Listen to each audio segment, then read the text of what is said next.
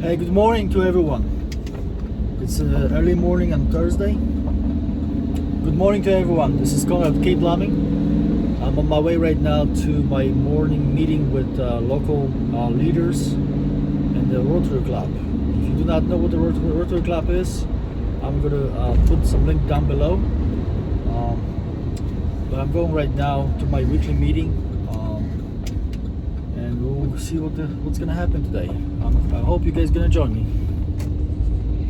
If you have not subscribed, please subscribe, and I'm going to give you more content. It's kind of hard for me because I need to get my ducks together as far as how I'm going to doing this and all the editing and stuff like that.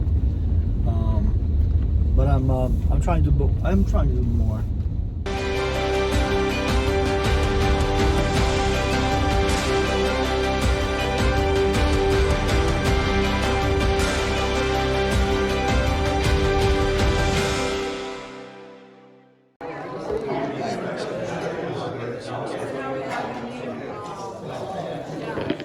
Let's bow our heads. Lord, thank you for being here with us today. Lord, we have asked for you to be with us as we do work in our community, our country, and around the world.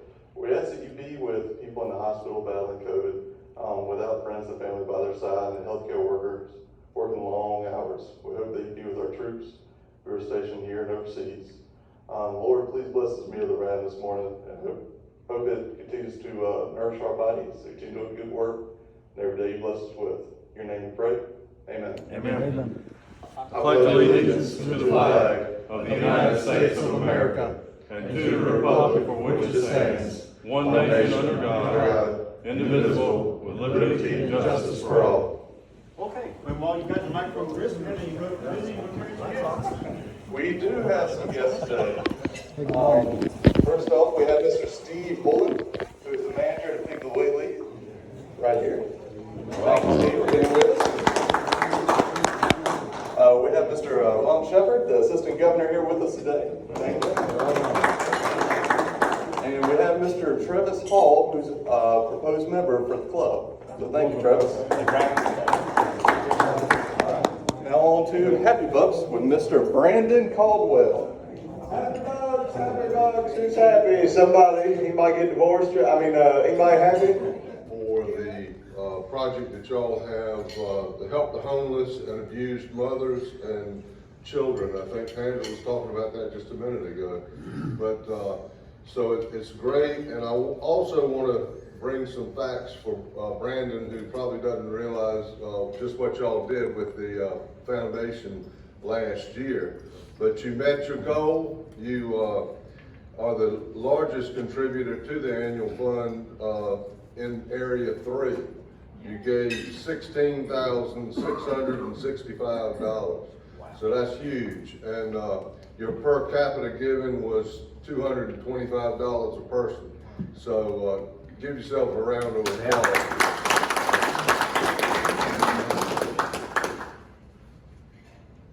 I'm gonna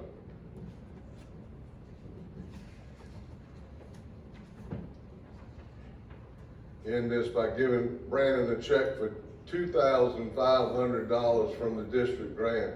And as you know, these funds are the annual funds that go to Rotary International stay there for 3 years, and then they come back to the district, and the district distributes half of those funds to all the clubs.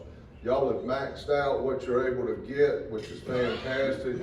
Make sure that you're getting in line to do that again this year. I think it's in January. You have the memorandum of understanding, and then a few other little hoops to jump through, get your grant in, and get in line for next year. That's all I have. All right. Enjoy. Thank you. Appreciate you being here, David. All right, well, with that, I think, unless anyone has any other business, we'll get to health and happiness.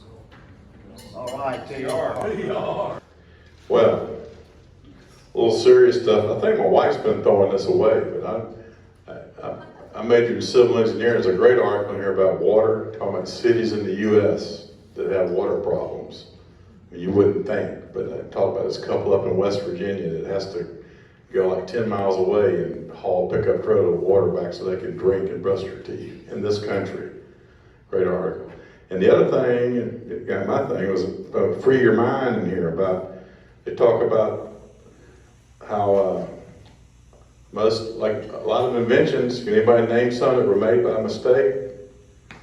You can go online, there's like 30 of them. Post-it notes. You know that story? Talk about it in this article. It was a 3M scientist, he's trying to find a strong glue, he found a weak glue. Then one of his co-workers sang in a church choir, and he was tired of tearing up the bulletin like I used to do, and you mark the hymn so you're prepared. And he found that glue would not hurt the hymn book, and how many people use Post-it notes? And then he made $1 bazillion off of it. But it wasn't set out to do that. The other guy was Corning Glass up in Rochester, New York. Guy was, he set the temperature too high on the baking oven on some kind of glass, set it for 900 instead of 600, came out, it fell out, but didn't break. That was Pyrex. Another one, Slinky, was a naval engineer trying to make some kind of monitor for ships. Became a famous toy. Silly Putty came from Goodyear trying to make a substitute for rubber during World War II.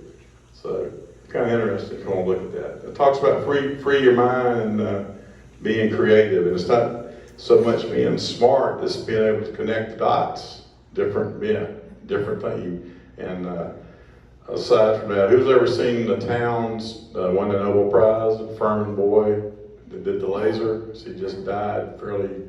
You ever seen the thing at the State Museum? You take all your kids and grandkids. They've got a film. Have you seen it there, Principal? You need to see it. It talks about his life, and it talks about, he didn't set out as a kid to win a Nobel Prize in physics. He collected snakes and up here in Greenville in the creek. He tells you about it. It sits there. And one day on a park bench in Washington, D.C., on the back of an envelope, he invented the laser. But it was all that, junior high, elementary, high school, college, it all came together. So, my little lesson. All right, now a little fun. All right. Come on, technology. This is the kind you can tell a mixed company, it says online here. It says, 2 robins were sitting in a tree. I'm really hungry, said the first one. Me too, said the second. Let's fly down and find some lunch. They flew down on the ground, found a nice plot of plowed ground full of worms. They ate and ate and ate and ate till they could eat no more. I'm so full, I don't think I can fly back up the tree, said the first one. Me either. Let's just lay here and bask in the warm sun, said the second. Okay, said the first. They plopped down, basking in the sun. No sooner than they'd fallen asleep when a big fat tomcat snuck up and gobbled both of them up. As he sat washing his face, the cat said after the meal, I love Baskin Robbins. Hi. St. Peter was managing the pearly gates, and 40 people from New York City showed up. Never having seen anyone from the Big Apple at heaven's door, St. Peter said he would have to check with God. After hearing the news, God instructed him to admit the 10 most virtuous people from the group. A few minutes later, St. Peter returned God breathless and said, they're gone. What, all the New Yorkers are gone, asked God? No, replied St. Peter, the pearly gates. I see him pulling and get going here. I'll sit down and shut up. I got 2 I saved on that group. Well, good morning, everybody. It is a privilege for me to introduce someone new in their role to our club. And I will tell you, the business community and government definitely need to work together, as well as the whole community at large. And we've got a leader here who is going to be that person. And I'm really excited to introduce to you Lynn Sturkey. He's a lifelong resident of Lexington. He resides in West Columbia with his wife. He has 4 children and 1 grandchild. And prior to coming to the county, he worked in the private sector for 25 years for a company where he was a director of CGI Group in Columbia.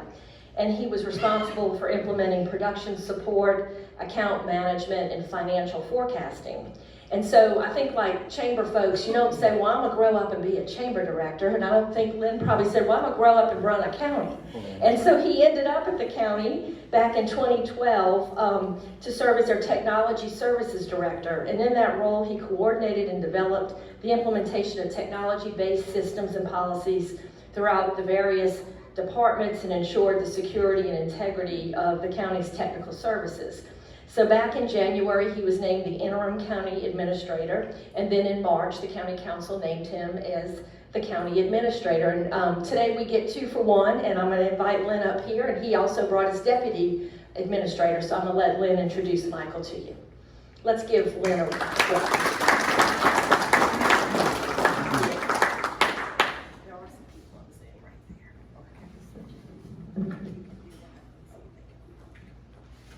Well, good morning, everyone. Thank you for the opportunity to be here today. I do have with me Michael Spires. He is our Deputy County Administrator. Last year, actually, Joe Murgo, you may know him as the previous County Administrator. Joe has been to my house 2 times. He came in 2012 as he and I was president of the Dixie Youth Baseball League, and Joe served on my board. And he came to visit me in 2012, and he said, you know what, I've got an opportunity for you. There's a technology services director position at the county. I'd really like for you to look into it. You got to go through the process just like everyone else, but it's something I feel would be a great fit for you. And the recruiting process started, and we worked through some things, and on April 29 of 2012, I joined the Lexington County family as technology services director. I was that until last year. Joe came to my house again.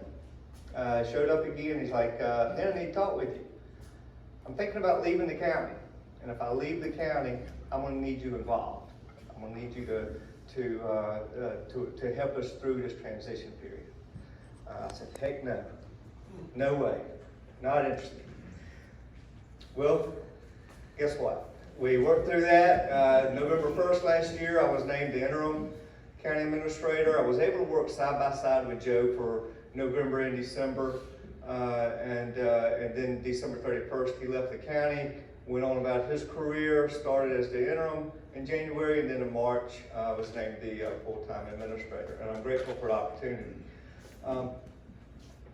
With that being said, not only did Joe leave the county administrator, but Chris Folsom, the deputy county administrator, retired the same day. Both of them retired December 31st. And with that, obviously, that created an opportunity for someone. So after I was named the administrator on March 23rd, that night I went up to the office and I spent almost 3 hours working on my pros and cons and what I wanted for a deputy county administrator. And we started that process. And what ended up, Michael Spires, he's been with the county since about 23, 24 years, the previous 4 years as the Public Works Director, and it was a great fit. I'm not afraid to tell you, I was looking specifically for someone that could offset my weaknesses. We're a team. We're working together. We're working for you guys, and we all have weaknesses. I know that. And I went searching for somebody who can do it, and he is absolutely the right guy. I've been with Public Works, working on our roadways, our systems, engineering, that type thing. So with the projects that we have coming up that I want to talk about this morning, with the infrastructure issues that we may have and so forth, and his ability to work with county council and to work with me just made him a great fit. So Michael is here with me today. I know we're short on time, and I will tell you I have a hard stop at 8:30. If we could keep the eye on some time, we got some meetings to get to this morning. But I'm basically going to talk to you about 3 things that we've got going on at the county. Ms. Langell, when she reached out to me talking, she said, you have about 20 minutes. My goodness, I won't even be able to cover one topic in 20 minutes. But I'm going to keep it at a very high level, go over some things that's going on at the county for you. And then we'll have a question and answer session, time allowing. If we are unable to get to that because of getting through the presentation, I will commit to you, Michael and I will come back and for any questions or whatever that we need. We are fully transparent. You can reach out to me at any time. And the same with Michael. I'll go ahead and tell you now, my email address is one word, countyadministrator@lex-co.com. If you want to reach out to me. So if I could get through this, and then we take some questions and some questions, we'll we'll make it through this and give you a lot of information that's going on. We have a tremendous amount going on. I'm going to start with our zoning ordinance changes that we're working on and the moratorium. It's been in the news, it's been everywhere to see what's going on, and basically what's happened is this. County Council said, we are growing so fast we can't handle it. So many people are coming to this county. Our zoning ordinances, our infrastructure, everything we need to revisit this. Only thing we did was said, time out guys, we need to get our rules and regulations in order. It's been several years, it's been a long time since we've done that. So back in May, April, we took on the opportunity to introduce a moratorium that just said, we're gonna hold off on all the building right now. Let us get through. Now, I want to be clear, it's not all building. If you're building less than 10 homes, absolutely, you can still continue on. But it was 10 or more homes and so forth. So we implemented a moratorium, and we started taking on the project of looking at all of our zoning ordinances. Some of the things that we're going through, and again, this is at a very high level, won't get too much into detail, but we're creating a Lake Murray overlay zone. This is going to protect or limit residential density around the lake. We're creating an agriculture district in the southern part of the county, so that the existing agricultural operations, from encroaching development that's moving. Everyone is growing, right?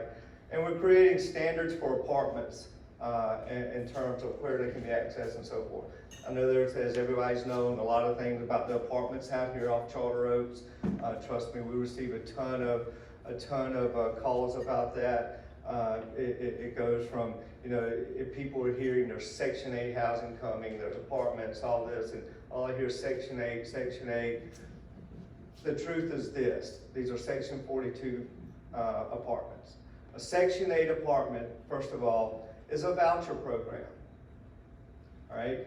A person that can go to the housing authority and say, I need help with my rent, and they're given a voucher. They can take that voucher and live anywhere in the country that'll take those vouchers. It's not a Section 8 facility, all right?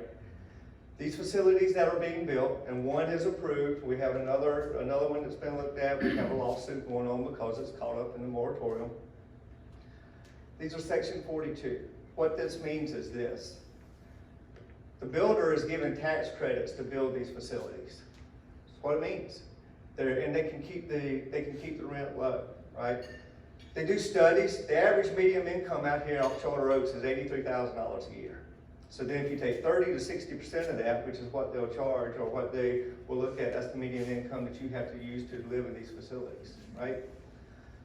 So it's just a lot of misinformation out there that we're trying to control through social media and so forth. Other than zoning, the county has nothing to do with it. They're approved by the federal government. There's nothing we can do. As long as they meet our zoning, you got to go forward with it. We cannot discriminate. We won't discriminate. So again, we're addressing that. Another thing that we're addressing is the landscape and open space ordinance. We're developing penalties for forestry exemptions to clear property. We get it's going to get me off a little bit on topic, but we get a lot of calls about people with subdivisions and just going in and clearing 30, 40, 50 acres and the issues that causes without stabilizing the property, right? With the runoff every time it rains and that kind of stuff. We're increasing mitigation standards for trophy tree removals. Gladstone County has a lot of beautiful land, including the trees that are large trees that County Council would like to protect. We're increasing the amount of open space for residential developments. Density is a huge factor when you have houses, 5 feet apart. So, and that resonates with County Council and us, and we're addressing those. Some other things that we have going on, subdivision ordinance includes the standards for variances to access private roads. A subdivision's built, these infrastructures put in, who's going to take care of the roads? That type thing. Does it fall back on the county, right? Is it going to be the HOA? There's a lot of things to work through there. And then we're requiring documentation for fire hydrant maintenance. You know, everyone wants to be protected, right? And how do we do that? So when we enacted this, I put together for county council basically a schedule. We projected this schedule at every single meeting we have. And I would encourage you, every meeting that we have, and I'd ask you to talk to people about this, is carried online at our website. You can go to our website and you can see past meetings. There's video there. And you can see our live meetings. That's not only just the 4:30 county council meeting, but that's the committee meetings as well, except for executive sessions. So I'd encourage you to do that. But what I did is I put together a project plan, basically, that we walked around and was showing. County council, I committed to county council, if you enact a moratorium, we will do everything we can to make sure that it's not day 181 of the moratorium. And I'm here today to tell you, as I report to county council last week, and I will again next week, we are on schedule. That moratorium ends December 19th. We are on schedule right now to complete, which includes a ton of road, street classifications. You know, that's how many houses can you build on the street depending upon what street classification is. The zoning ordinance, landscape and open space ordinance, subdivision ordinance. Again, the overlay districts, land development manual, a comprehensive plan. The county has not had an updated comprehensive plan in many, many years. We're on target to have that wrapped up by the end of this year and going into January. I tried my hardest to align the comprehensive plan with the end of the moratorium. The problem with that is we started on a comprehensive plan actually a year ago, and then a project is already in flight, and then you're trying to align it with another project. It becomes very difficult whenever you got to get citizens' input and so forth. So, but the comprehensive plan is going to be a roadmap for how the county will grow in the next 15, 20, 30 years. That is critical for us, right? Look at everyone that's coming here. So again, this is all the things that we're doing as it relates to our zoning ordinances and so forth. We had each of these zoning ordinances requires 3 readings and a public hearing. We had the public hearing last Tuesday. A lot of turnout, a lot of great turnout, a lot of great comment for support and opposition. So we're moving through that, and we'll get that wrapped up. Another item that we have going on, every January, County Council has a strategic retreat, or a strategic meeting, I guess I should call it. It is 3 solid days in a room just like this, and we go over priorities, so forth. They challenged me to bring them, how are we going to address our infrastructure? What are we going to do with all the roads that we have? We need you to bring to us some funding solutions that we can bring additional funds within the county. So in March, I took to them, as we're preparing our budget, I took to them 3 proposals, I would say. First one is a stormwater utility, where basically everyone in Lexington County will be charged a fee based off the rooftops, all right, and the size. The county council told me, don't like that, don't want that. Reason why? It impacts only the citizens of Lexington County. They don't want to impose any more just for the citizens of Lexington County. So then I also presented to them a vehicle registration fee. 26 counties now within South Carolina has a vehicle registration fee that we do not. Yeah, I know that it's the Supreme Court has looked at maybe it's not legal or whatever, and they're dealing with that now. But if you look at with the 26 counties, their registration fee ranges from $10 to $50. So I put together for county council a program that says if we charge $10 a vehicle, up to $50 a vehicle, here's the additional revenue that we would have to work on infrastructure. They told me very clearly, I don't like that. That only impacts the citizens of Lexington County. We need to do something else. So then I presented to them the third option, which was the capital project sales tax. As you know, it failed in 2014. We tried, we were going to take it on last year. And when we were going to take it on last year, COVID hit. And we just put it aside. It wasn't the time to deal with it. Well, let me tell you about the capital project sales tax. So first of all, there's several things that I want to talk to you about. And so you can understand. you know, the census data, which is just coming out on the capital project sales tax, I'm sorry, let me back up just a second. As I was presenting this to them, to county council, they said, yes, we want to pursue that. The numbers and the data show that up to 40%, now listen to me, up to 40% of a capital project sales tax is paid by the people that do not live in Lexington County, that are passing through, that's spending their money in Lexington County. Why wouldn't we want to leverage that, right? So that's why we're looking at the capital project sales tax, so it's just not applied to the citizens of the county. But also, the census data, that we're still getting data, we've got the final numbers at the end of September. From 2010 to 2020, of the people that participated in the census, Lexington County grew by over 31,000 people. And that's only of the people that participated, right, that took the census. And if you think about that, now, what infrastructure, what changes have we done to handle this additional growth? Look at all the houses that's coming. Look at everything it's doing.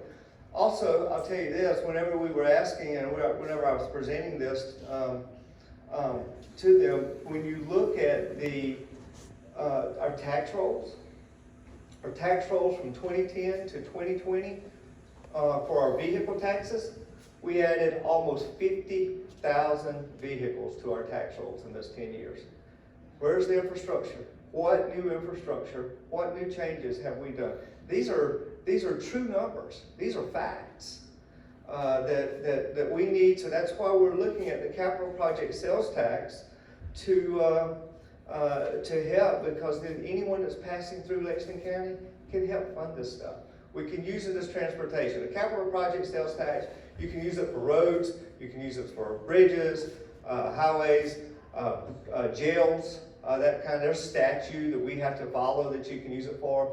Right now, we're hoping that council is going to decide to specifically use it as a transportation, not a transportation penny, it's a capital projects, but hopefully that's what we're going to be looking for.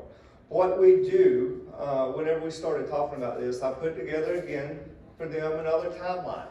How are we going to get through this? We had to create a resolution. And this timeline goes from the start of a resolution in May all the way out to August 2022 when you have to put it on the ballot, okay? So I told council, I said, if we're gonna take on this project, here's what we gotta do, here's the steps we gotta do, and we have to meet these timelines. We created a resolution in by May 30th. The county appoints 3 members. Now I want you to understand a couple of things. A capital project sales tax is not county council's projects. They assign a commission. It is a 6-person commission. That commission will work with an engineer looking at all the projects from the municipalities, from the county, and so forth, and prioritize these projects, and then they'll go on a ballot for whether the citizens want to do this or not. So that's what we're at. But so there's a 6-member commission. 3 members of that commission is appointed by county council, and they have been appointed. And then the town of Lexington, due to the size of that municipality, they get an automatic appointee. They're the only municipality in the county that gets an automatic assignment to the commission. And then those 4, the 3 assigned by the county and the automatic, assign 2 more. Those other 2 have to live within a municipality of the county. Okay?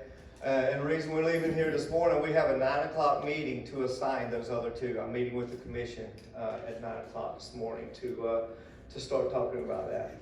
But then also in this process, you have to select an engineer, which is going to be working with the roads and prioritizing and so forth.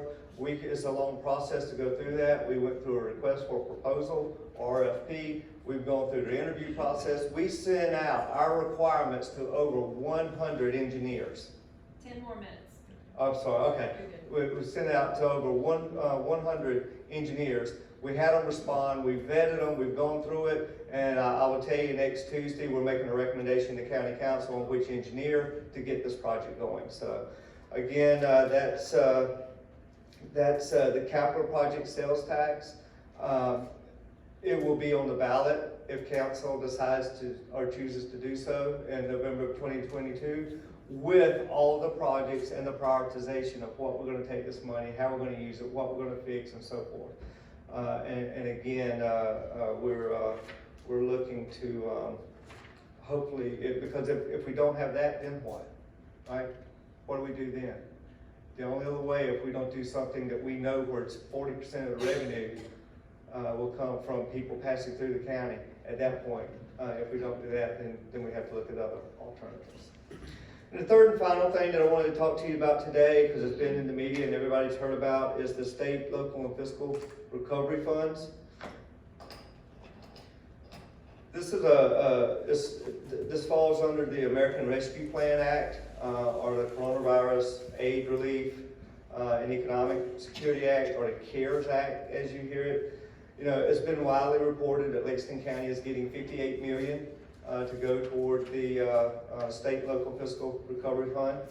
That is true, but let me tell you about the process and what goes on with that. The federal government actually said we're dividing it up through the counties and all the municipalities. And we had to apply for those funds. We did apply, and believe it or not, what they do is they give you half of it once you apply and your application is accepted. A year later, they'll look at funding the second half, all right?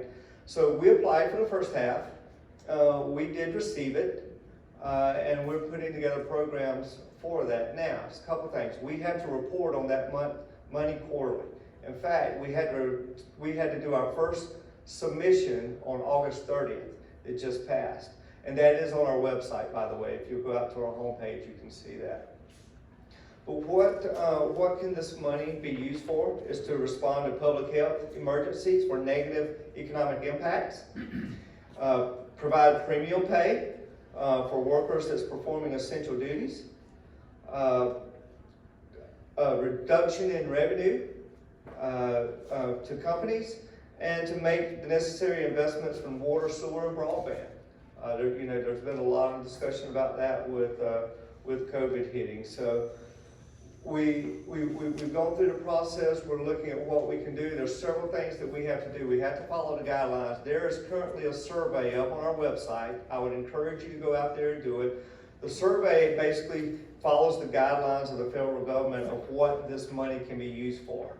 It's approximately 30, 40 questions, but we're seeking input from the citizens as a requirement from the federal government on how to use these funds. So again, I would encourage you to go to our homepage, scroll down, it's about halfway down, you'll see the survey, we're taking it, we posted, it will be posted or it will be out there for the month of October. And then we're working on plans to go from there. Within the first 24 hours, and we're using our social media to get the message out and so forth, within the first 24 hours, we had about 300 surveys that was provided. Also, I talked about the negative impacts. The federal government put together a formula that you can use. It's on the NACO, which stands for National Association of Counties, and the GF Government Finance Office is different. Two different organizations that looks at the requirements or the guidelines for how we can use these programs. Both organizations interpret the guidelines differently. So yes, things are slow coming out or whatever, but what we can do, because the last thing that I want to do is take some of these funds, put them toward a project or something, and then it's not part of the guidelines. Again, we received the money before we had the guidelines. We are still today working under interim guidelines. The federal government's not finalized the guidelines yet. So I know there was an article recently about the money's coming out slow and so forth. It's because until we have the absolute direct guidelines on what we need to do, no one's wanting to step out there, and take that risk. But with working with other organizations, we will also, within the next 2 weeks, have on our website, it's just a page where other organizations that have been negatively impacted or want to look at future projects, they can request through Lexington County some of these funds. Again, the funds are for public health, negative economic impacts, premium pay, water, sewer, and broadband infrastructure, and revenue replacement. we're developing the process. I'm meeting with staff daily on this. We're developing the process that anyone will be able to go out, go to our website, and fill out the same form. It's about 3 or 4 pages, and tell us what you're requesting the money for. We're developing a system that will automate it, will respond back to you, automatically capture it, will sort it, prioritize it, and then there will become a day where these organizations will go in front of county council and present their plan. And then it's up to county council to decide if they want to use any, share these funds. An example, we've had organizations come to us and say, hey, we want to expand broadband. While we have our equipment there, we are getting ARPA funds too. While we have our equipment there, while we're expanding it, does the county want to expand it even further, broadband? So it's something we're considering. But anyway, but there will be a request on the website that we'll be able to, or other organizations will be able to go and fill this out. This money is there. It has to be committed by the end of 2024 and expended by 2026. All right, so it's not something that you've got to get in and go jump right into or whatever. Again, we are reporting. We are we're meeting all our stats as far as our plans that we put together, and we're looking forward to applying and getting the second half of that and helping other organizations in the community that's been negatively impacted by COVID. So. That was real quick, very high overview of everything. A couple of just several items. We have a tremendous amount going on at the county. Again, very appreciative for the opportunity to come share some of those things with you guys. I'm always open. You can call me, you can email me, same with Michael. And if we'll take some questions if time allows, not sure where we're at, but if not, I'll commit to you, Michael and I will come back and we'll answer any questions. We'll give a real quick update and dedicate some time to questions and answers if you'd like. Thank you so much. I appreciate you being here today. And thank you for you being here today. We'll be donating a book to Lakeside Middle School in your name. So thank you so much. All right. All right,